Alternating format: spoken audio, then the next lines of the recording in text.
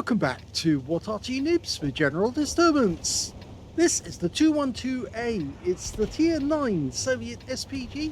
This one's located on the south spawn of Prokhorovka, and it's under the command of johanonperkele of the MUSEI clan. I think it is, no, MUSEO clan, sorry. And he's got 3 marks of excellence. Those of you who say, why has it got Ukraine colours? Well, there is a mod on Aslains which allows you to change the national flag to the Ukraine flag instead. And a lot of players have been doing that. And of course, I won't feature any Soviet colours now for Russian vehicles that only get the Ukrainian one. And we're looking for the fence to go down. If the fence goes down, somebody is up in that nest and we'll put a shell up there. But so far, no takers, which means they've probably gone to the bushes much further down. We're just waiting. Johanno actually did say that he had a great spotter in this game. And you can see him actually, it's his platoon mate in this one. And he's in the Shure MV7X, and he's also from the MUSEO clan, and that's Gil 508. And he was doing fantastic spotting. That was close. So first shot on the lever generates 210 hit points and stun assist as well. Now it's pretty dangerous actually for that Shure, because of course he is so close to the center line that he's likely to be the target of any of the enemy tanks who pop up to try and get shots. And it's normally the heavies that move up to that particular area there. Okay, we can see some of the fences have already been knocked down. We're trying to get a clue as to where they are. There's the 430U, rounds out. Direct hit. Oh, and a massive amount of stun assist straight away. Oh my god, this is going to be a huge battle, I can tell right away. 798 stun assist. Well, in fact, it's more than 798 because he did take 2 shots. Of course, the 430U isn't a heavy, it is a medium, but it's a heavium. It's actually a heavy tank that should be, but it's actually a medium tank. Rounds out in the Conqueror, looks perfectly lined up. Perfect shot, 354. Johanno's working the back of the map very, very well. And actually being out in this area here actually does protect him to a certain extent, because some of the enemy teams have actually worked out where to aim in order to get a blind shot on enemy Arty if they go to the usual positions on this map. So it's actually safer to actually stay out of those positions and avoid getting hit by blind shots. Rounds out in the other Conqueror. Oh, you heard the sizzle on that one, and yet more stun assist. 914 stun assist. So he's already up to 2098. He doesn't have to get much more, and he'll get an ace tanker out of this.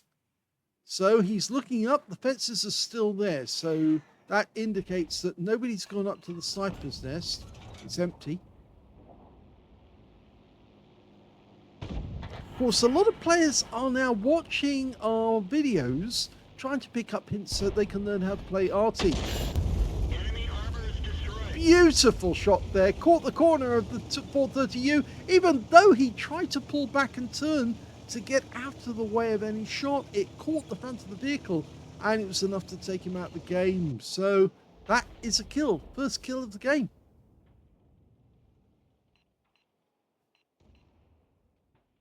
Kind of disconcerts the enemy when you lose one of your teammates that way.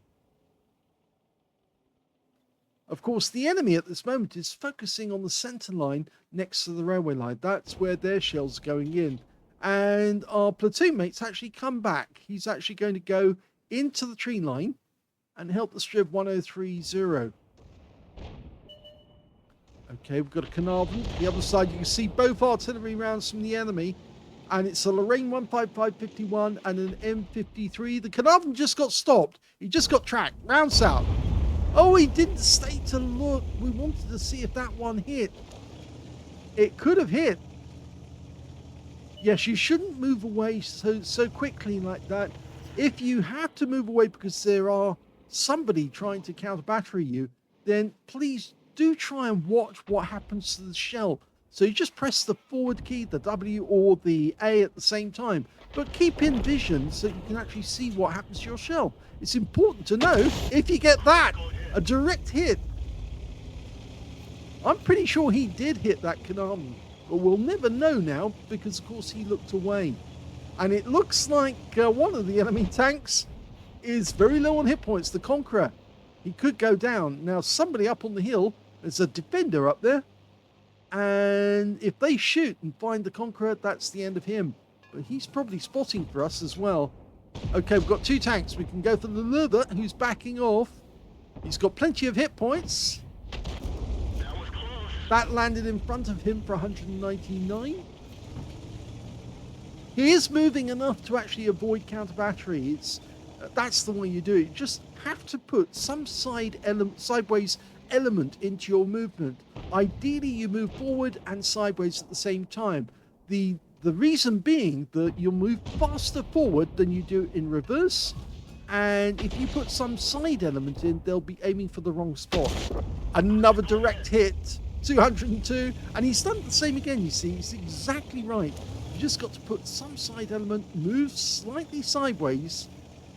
It's much easier to do that with the Batchat 155, 55 or 58, because all you have to do is set the vehicle up to run horizontally, and you just press the W key to move forward, and you've automatically changed your position. So it's very handy with the French Artys. The standard reload for this Arty, 37.39 seconds. And we can see Johano's got 28.35. Direct hit again. Oh, he's very, very sharp on this. He's getting lots of damage. And I think you can see why he has 3 marks of excellence. He's consistent. He does move to avoid counter battery. He loves getting that crumping noise as he hits the enemy. Because, of course, you know he's getting critical hits when he does that. Okay, this Conqueror is a one-shot. He will go out. And he has gone out just before we were loaded. So he saved us a shell now. We've still got plenty of shells available, but he's actually saved us one so we can put it onto somebody else. And there's the target, the Carnarvon, who just got hit by the other Arty in our team. We should give a shout out to him. He's an SU-14 too, the school bus. Rounds out. Yes! And you see, he did do it this time. He actually kept his aim, kept his look, and moved sideways at the same time. So I think he was moving to try and avoid getting counter-batteried. Okay, our teammate in the other Arty, who's next to the railway line, is putting rounds into these tanks near the railway line, so we can help him. That was the Skoda getting the kill. Okay, well, we know that the TS-54 was just slightly to one side. There he is, actually sitting behind the Skoda. Oh, we hit the wreck. You hear the clang as it went against metal. Johano is even actually trying to avoid knocking down the trees at the back of the map. You don't really want to give the enemy Arty any clue as to where you actually are, other than the tracer. That's the only thing they're ever going to see. But if you keep moving and changing position, they're never going to know precisely where you are. And he did it again, and it's perfect. That's exactly how it's done. You just move and keep your eye on to see what actually happens to the shell. Of course, the 212A is an Arty that didn't get built. It's a pity they didn't build it, but that's the way it goes sometimes. A lot of the time, they would actually use the tank destroyers as self-propelled guns. And of course, Wargaming really hasn't taken that into account in the game, and they really ought to. What I mean by this is that there are lots of tanks like the SU-152 or the ISU-152, which could actually be used for indirect fire, and they did use them. If you ever watch the film White Tiger, you'll see arrays or rows and rows and rows of SU-152s all firing indirect at the enemy. Now, way Wargaming could do it is to actually have an indirect fire skill, which means that you would actually have to obtain that skill in order to be able to shoot indirectly. And when you shoot indirectly, you could then bring up the battle assistant or the overhead view, just like Johanno is doing at the moment, and then use the spots from other teammates to actually fire indirectly at the enemy. Rounds out the 50 TP. That was close. Well, at least he got the critical hit. Oh, he's picking up stun assist as well. And that was a shot from further along. Oh, the T103 on the enemy team's just gone up. There's only 4 enemy left, and we just saw the tracer from one of the enemy Arty, and he's over on this side of the map. Okay, we can't be precise about where he is, but Johanno thinks he's there and change position straight away. In fact, I think he'll now try and close the distance on the enemy, because of course the shorter the flight time of the shell, the more chance you've got of getting a hit before one of our teammates gets a hit with a tank round and takes them out. Okay, there's one of the enemy Arty. The Lorraine's just been spotted. The T-34-3 is going in for the kill. I don't think we're going to get it. Nope. And there's the kill.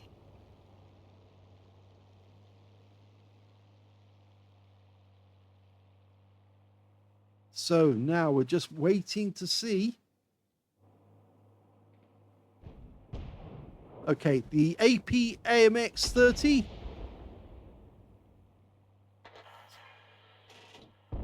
Rounds out.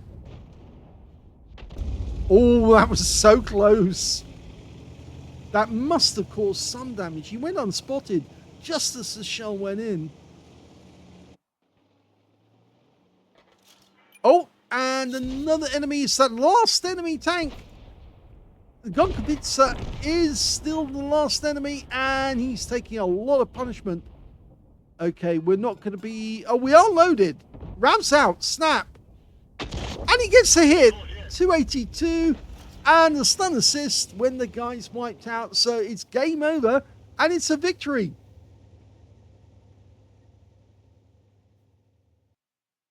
Here's the end of battle stats, and that was an ace tanker game for johanonperkele in the 212A.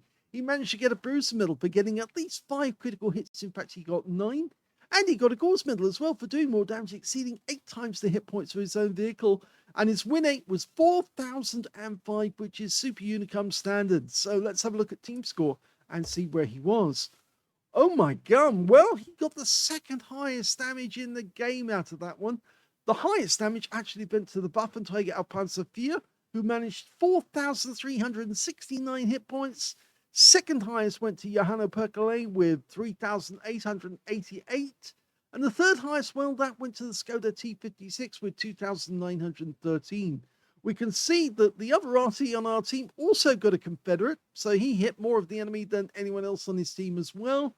And our platoon mate in this one, of course, which was Gil 508 in the Sharp Future Report, only got 447 of actual damage himself. When it came to kills, we can see that the highest number actually was the Progetto. He got 4 kills. 3 kills went to the Skoda on our team, and also to the M53, M55 on the enemy team. And you can see as well, only 2 players on the enemy team actually managed to get kills. And we also see that johanonperkele only got the 1 kill himself. When it came to base XP, though, he was top on that one. So he got the second in one, top on the other. Was it second actually in one? Yes, it was second on one, top on the other, and, well, third on the other. 1,161 base experience points. And the second one was the Progetto with 1,158.